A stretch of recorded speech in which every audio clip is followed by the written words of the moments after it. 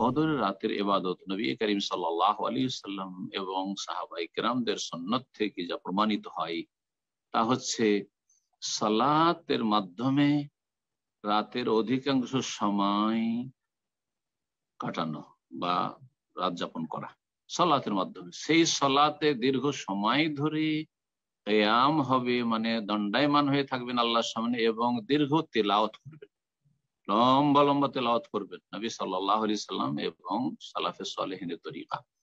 তো এটা হচ্ছে মুখ্য ইবাদত এবং এর সাথে সালাতের ভিতরে সেই সমস্ত ইবাদত গুলি রয়েছে, এর সাথে দোয়া, জিকির, আজকার। আর সালাত হচ্ছে জিকির, সালাত হচ্ছে দোয়া। সালাতের ভিতরে দোয়া করলে সালাতের বাইরে দোয়া চাইতে বেশি উত্তম হবে, বিশেষ করে লম্বা সেজদা করে দোয়া করা, তারপরে তাশাহুদ আর সালাত ইব্রাহিম, দুরুদ ইব্রাহিমি পড়ার পরে সালামের আগেখানে দোয়া করা, এটা সালাতের বাইরে দোয়া করার চাইতে উত্তম। জিকির আজকার সালাতের ভিতরে জিকির আজকার রয়েছে, রুকুতে জিকির আজকার রয়েছে, সুজুদে জিকির আজকার রয়েছে, আর সবই আল্লাহ রাব্বুল আলামিন জিকির, শারীরিক জিকির অথবা বাচনিক জিকির, যেগুলি যে কিয়াম করছেন, দাঁড়ালে আল্লাহর সামনে, রুকু করছেন, সেজদা করছেন, বৈঠক করছেন, এটাও কিন্তু আল্লাহর জিকির, কিন্তু অঙ্গ প্রত্যঙ্গের জিকির।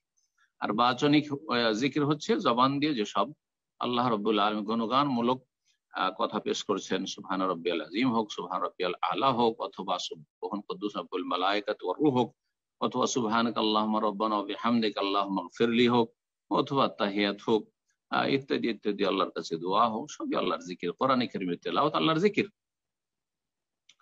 তো জিকিরের মাধ্যমে, দোয়ার মাধ্যমে, তওবা ইস্তিগফারের মাধ্যমে, আর বিশেষ করে প্রথমে যেটি বললাম সেটা হচ্ছে রাতের অধিকাংশ সময়টা সালাত আদায় করে কাটাবেন, দীর্ঘ সময় ধরে লম্বা লম্বা সালাত আদায় করবেন। যদি সুন্নতি সংখ্যা রাখতে চান তাহলে কোয়ালিটিটাও সুন্নতি রাখবেন লম্বা করে, এটা সবচেয়ে উত্তম। আর যদি ধৈর্য হারা হয়ে যান যে আমরা অত লম্বা তো নামাজ পড়তে পারবো না, অত লম্বা সালাত পড়তে পারবো না, তাহলে সংখ্যা বাড়াতে পারেন, নফলের সংখ্যা বাড়িয়ে দেন। আর সেটা 20-এ গিয়ে থেমে যেতে হবে না, এটাও না। প্রয়োজনে আপনি তার বেশি পড়েন, 30 পড়েন, 40 পড়েন, 50 পড়েন, অথবা প্রয়োজনে আপনি 12 পড়েন, 16 পড়েন, 18 পড়েন, কোনো অসুবিধা নেই।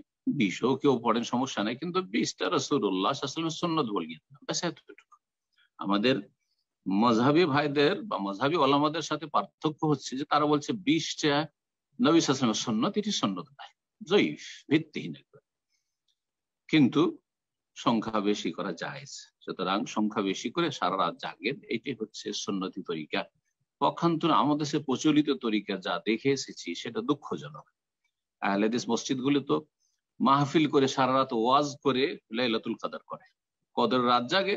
সিংহভাগ সময় কিছু বক্তারাকে নিয়ে এসছে বা গ্রামে কিছু আলেমা আছে, তারা ওয়াজ করছে, লোকেরা কেউ শুনছে, কেউ চা পানি খাবার দাবার তৈরি করছে, কেউ খেদমত করছে, স্বেচ্ছাসেবক, আর কেউ খেদমত নিচ্ছে।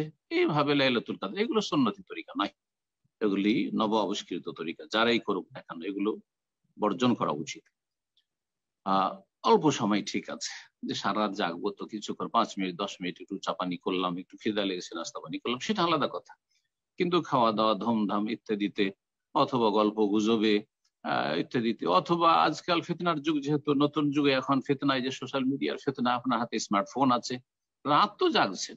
সৌদি আরবে তো সারা রাত সবাই জাগে, কিন্তু কয়জন নেকির কাজে জাগে, কয়জন নেকির কাজে জাগে? সারা রাত মোবাইল নিয়ে পড়ে আছে, আর সোশ্যাল মিডিয়া এখান থেকে ওখানে, ওখান থেকে ওখানে, শুধু ছোটাছুটি সোশ্যাল মিডিয়াতে। আল্লাহ হেফাজত করেন, এদের জন্য কদর রাত নাই, এরা হতভাগা। হ্যাঁ, কোরআন কারিমে তেলাওয়াত করেন, কোরআন কারিমের তেলাওয়াত সালাতের ভিতরে করলে সবচেয়ে উত্তম। আর যদি না হয় তো কোরআন কারিমের তেলাওয়াত সালাতের বাইরেও করেন, সালাত পড়ে নিলেন বেশ কিছু সময়। আর তারপরে এই সালাতগুলি যদি রাতের শেষ তৃতীয় অংশের দিকে হয় সবচেয়ে ভালো।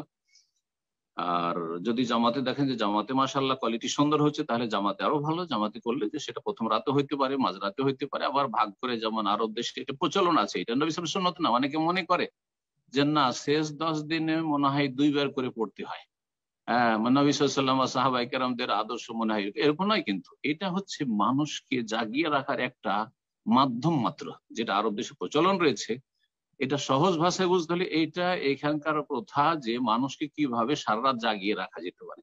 সুতরাং এশা পরে 4 রাকাত বা 6 রাকাত পড়ে নিল, আর তারপরে 4-6 রাকাত 7 রাকাত থাকলো হয়তো, অথবা 5 রাকাত থাকলো, তার জন্য কেউ 12:30টায়, কেউ 1টার সময় আবার শুরু করলো, 2টা-3টা পর্যন্ত 1-1.5 ঘন্টা একটু লম্বা করে পড়লো, যারা আসলো আসলো।